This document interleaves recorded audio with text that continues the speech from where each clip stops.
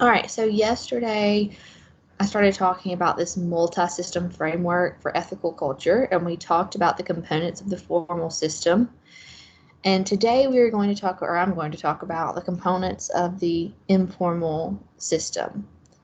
Ethical culture is kept alive through these components of the informal system. That is the role models and heroes, the norms, rituals, myths and stories, language, and the grapevine.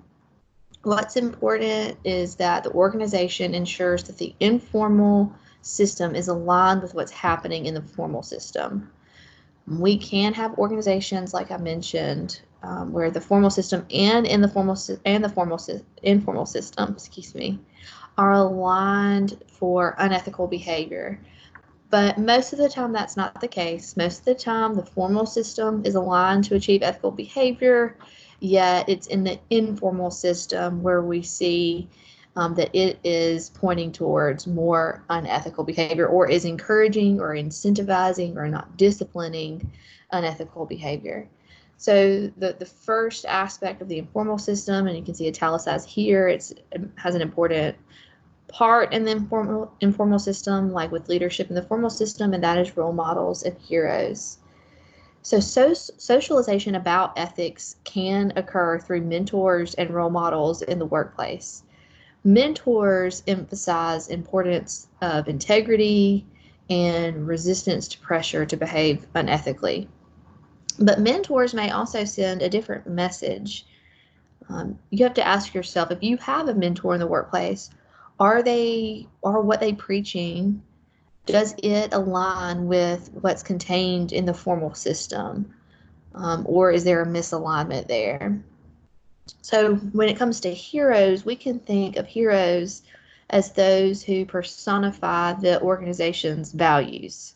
Heroes set standards for behavior. And in a lot of organizations, the heroes are the founders of that organization, and they continue to be heroes even though they may no longer be living. It might be Walt Disney for the Walt Disney Company. Arthur Andersen is another good example of that, which unfortunately Arthur Andersen is no longer in existence, but it was an accounting firm started in the early 1900s by Arthur Andersen, and he was known for his integrity and his honesty. And up until what happened with Enron, that lived on through the organization. But it could also be employees who are acting in ways that align with what's important to the organization. So the second aspect of the informal system are the norms, or we can think of this as the way we do things around here. Norms are standards of daily behavior that are accepted as appropriate by members of a group. And norms can support ethical or unethical culture.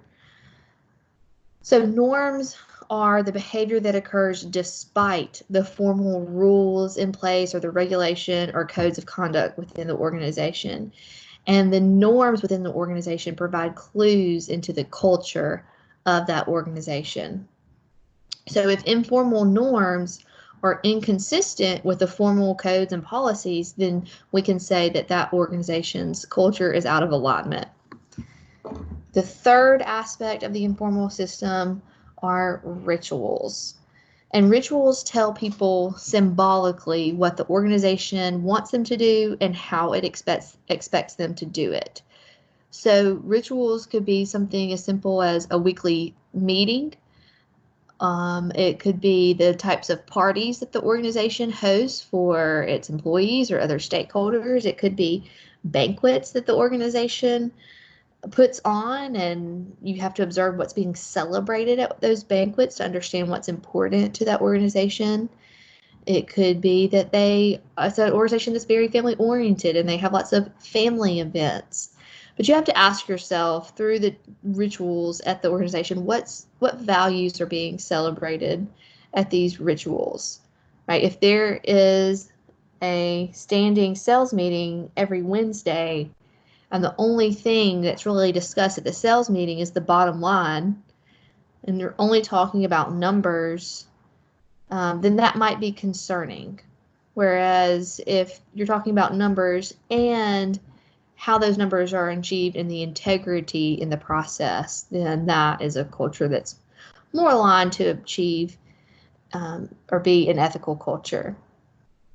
Myth and stories is another aspect of the informal system. And this is a part of the informal communication network, known, as you can see down here, known as the grapevine. But myths and stories may be anecdotes about the organization's history, how it was founded. It could be stories about people that violated the rules of the organization and how they were disciplined. But the myths and stories told about the organization reinforces the culture of that organization. And so, depending on what the story is about, it could be reinforcing unethical behavior. I do typically show the Enron documentary called Enron, The Smartest Guys in the Room. It used to be available on Netflix. I'm not sure if it still is, but it's something that you could watch on this break if you've got some spare time. But I really like to discuss that documentary in the context of this multi-system framework, because that was a prime example of a misaligned culture.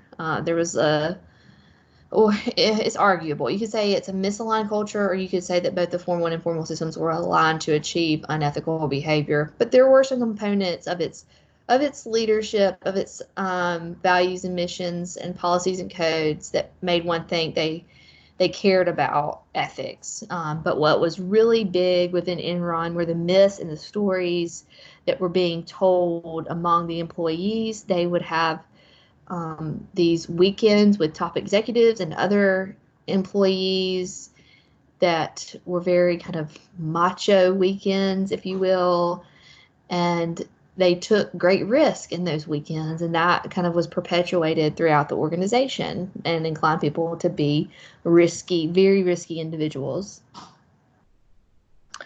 All right, and then lastly, language. People are very reluctant to discuss business decisions in terms of ethics. And I think we've talked about this before, that when you are presented with an ethical dilemma, it's not going to be framed to you in ethical terms. But people are uncomfortable talking about issues in terms of ethics. They think it's seen as being inefficient, or they think it makes them appear overly idealistic. But again, the leaders within the organization, like the executives and the managers, need to get comfortable with talking about ethics and framing issues in ethical terms. So you have to pay attention in the language that's used every day between employees and superiors, whether ethical talk has been built into the fabric of the organization.